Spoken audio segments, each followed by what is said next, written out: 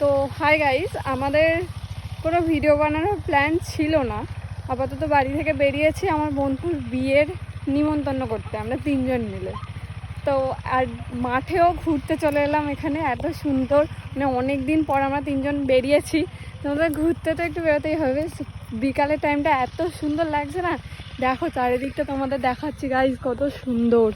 ঠিক আছে, আর এইখানে 2 বন্ধু মিলে একা একা চলে যাচ্ছে, আমাকে নিয়ে যায় না। এত নির্লজ্জ মেয়েরা, কি বলবেন। দেখুন এদের মুখগুলো চিনে রাখুন, এরা হচ্ছে বেঈমান, বন্ধুত্বর নামে কলঙ্ক। অনেক দিন পর আমরা 3 বন্ধু মিলে মাঠের ধারে ঘুরতে গেলাম। তো বিকালের পরিবেশটা সত্যি কি সুন্দর লাগছে না?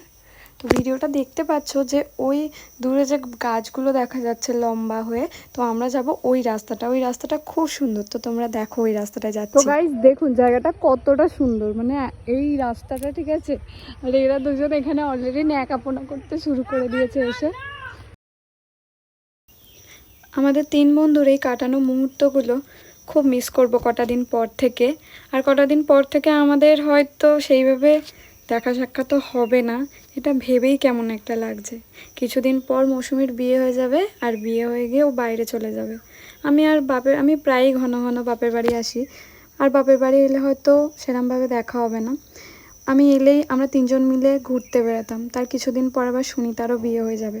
মানে পুরো কে কখন কোথায় থাকবো তার নেই ঠিক। সত্যি খুব মিস করবো দিনগুলো। দেখো এখানে কি সুন্দর ছোট্ট ছোট্ট কুকুর বাচ্চাগুলো দেখো খেলছে, কি সুন্দর। ভাই ওরা কি সব মগ ফগ নিয়ে ফাটাচ্ছে, এই দেখো গাইস।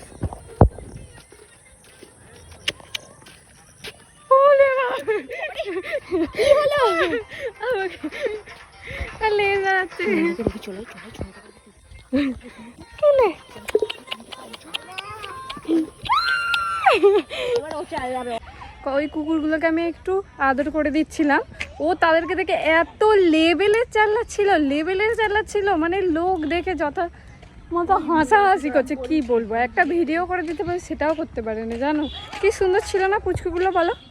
আর এখানে দেখো, এখানে বসে পড়েছে ফোন করতে করতে, মানে ওই বললে প্রেমে পাগল হলে যেটা হয়, এটা হচ্ছে সেই মেয়েটা। এই মেয়েটাকে সবসময় চিনে রাখবে।